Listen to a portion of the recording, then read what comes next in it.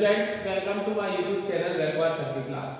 आज के इस वीडियो में हम अपनी एसएससी 2025 की पॉलिटी में हमने संविधान सभा के 3 पार्ट हो चुके, मतलब संविधान सभा अपनी पूरी समाप्त हो चुकी है। ठीक है, आज से हम अपने उद्देशिका पढ़ेंगे, मतलब संविधान की प्रस्तावना के बारे में पढ़ेंगे। ठीक है, तो उद्देशिका का अपना ये पार्ट 1 है, मतलब इसका पहला भाग उद्देशिका का ये है। 2 भाग में हम पूरी उद्देशिका अपनी संविधान की समझ लेंगे। ठीक, तो देखो उद्देशिका में सबसे पहले क्या है। देखो उद्देशिका को हम क्या कहते हैं, संविधान की प्रस्तावना। ठीक, अब देखो जब संविधान की प्रस्तावना पेश की गई, ठीक है, तब उसे संविधान की प्रस्तावना नहीं कहते थे। तब जब वो पेश की गई थी ना, तब उद्देश्य प्रस्ताव के नाम से वो पेश की गई थी। किससे? उद्देश्य प्रस्ताव। किससे? उद्देश्य प्रस्ताव। ठीक है, कब? 13 दिसंबर 1946 को। 13 दिसंबर 1946 को किसके द्वारा? पंडित जवाहरलाल नेहरू। मतलब संविधान की प्रस्तावना या उद्देश्य प्रस्ताव पेश किया गया 13 दिसंबर 1946 को पंडित जवाहरलाल नेहरू जी के द्वारा। ठीक, इसके बाद देखो क्या है, देखो पेश तो हो गया, कब हो गया? 13 दिसंबर 1946 को। अब ये जैसे पेश हो गया तो इसे तुरंत ही स्वीकार नहीं किया गया। इसे स्वीकार कब किया गया? इसे स्वीकार किया गया 22 जनवरी 1947 को। कब? 22 जनवरी 1947 को। किसके द्वारा? संविधान सभा के द्वारा।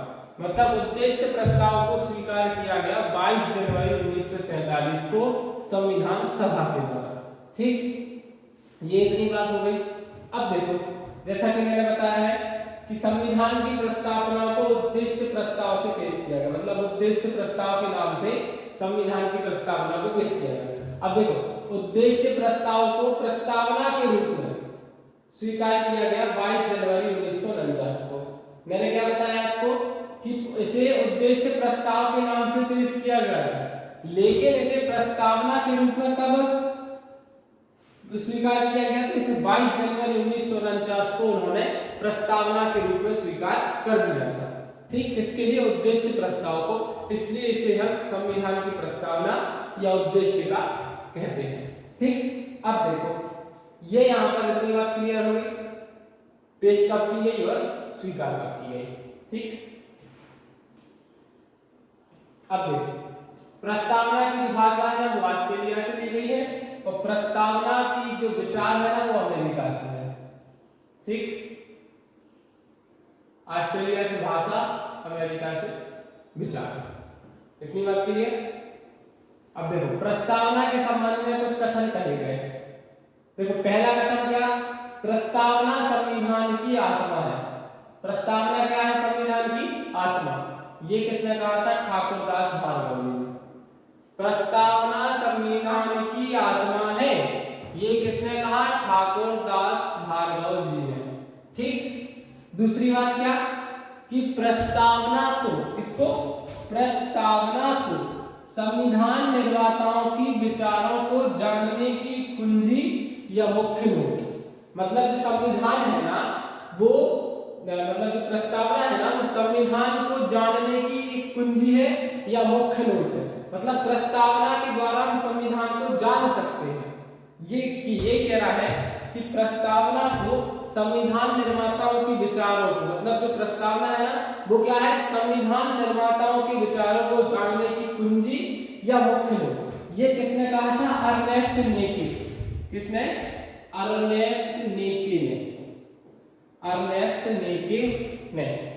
ठीक, ये याद रखना कि प्रस्तावना को संविधान के निर्माताओं के विचारों को जानने की कुंजी या मुख्य नोट किसने कहा?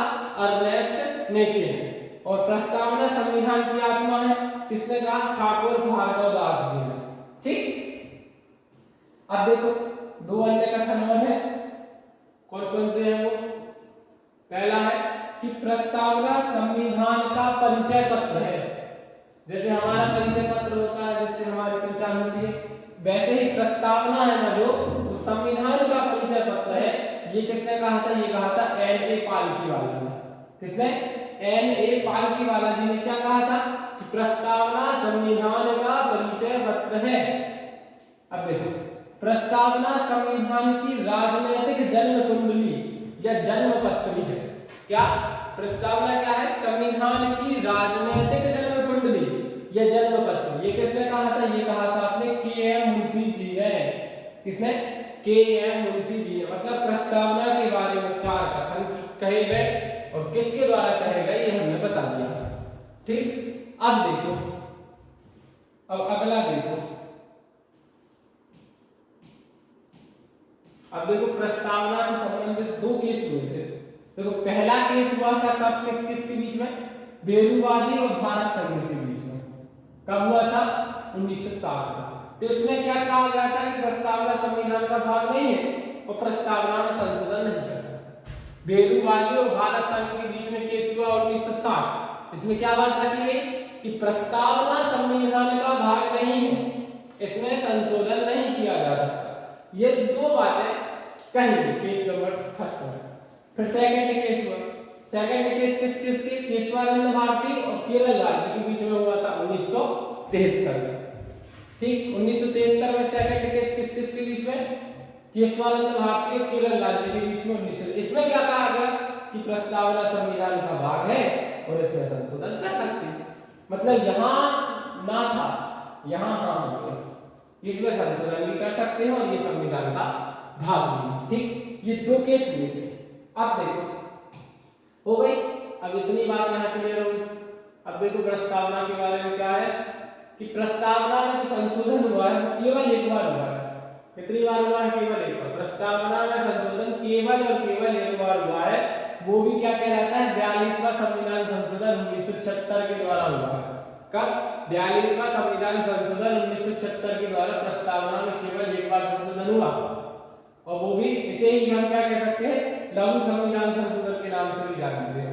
ठीक, 42वां संविधान संशोधन 1976, इसे ही हम लघु संविधान के नाम से लघु संविधान संशोधन के नाम से जानते हैं। ठीक, अब देखो, प्रस्तावना में 3 नए शब्द जोड़े।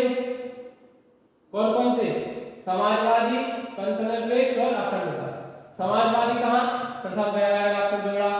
पंथनिरपेक्षता भी प्रथम पैराग्राफ में जोड़ा और अखंडता अपना 6वां पैराग्राफ में जोड़ा। ये 3 शब्द नए जोड़े गए जब संशोधन हुआ।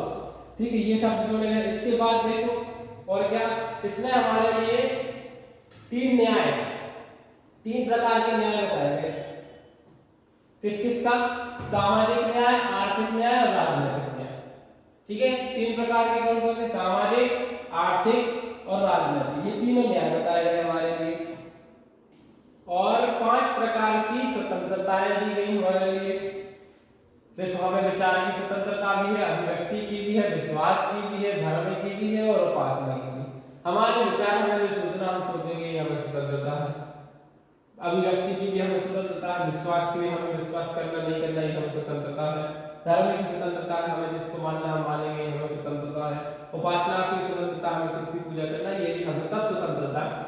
ये इस प्रकार से 5 प्रकार की स्वतंत्रता दी गई। ठीक, और प्रस्तावना में आखिरी 2 चीजें क्या कि संविधान की प्रस्तावना में 2 समानताएं और 1 भाईचारा।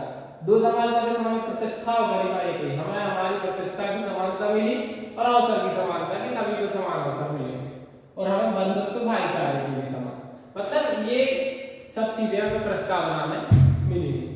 ठीक, तो हमने प्रस्तावना के बारे में आज थोड़ा, मतलब आधा भाग क्लियर ही, नहीं थोड़ा ही भाग क्लियर, इसके लगभग 3 पार्ट में पूरा कवर हो जाएगा। ठीक, तो कल हमें क्या पढ़ना है? कल हम पढ़ेंगे संविधान के स्रोत। क्या पढ़ेंगे हम? संविधान के स्रोत। संविधान के स्रोत। कल से हम क्या पढ़ेंगे? संविधान के स्रोत। ये हमें पढ़ना है कल से। ठीक, तो आज की वीडियो में इतना ही। और आज का वीडियो आपके लिए अच्छा लगा हो, इसी तरीके के और वीडियो देखने के लिए रिकॉर्ड सर की क्लास के लिए लाइक शेयर सब्सक्राइब करना ना भूलिएगा। धन्यवाद, मिलते हैं अगले वीडियो में।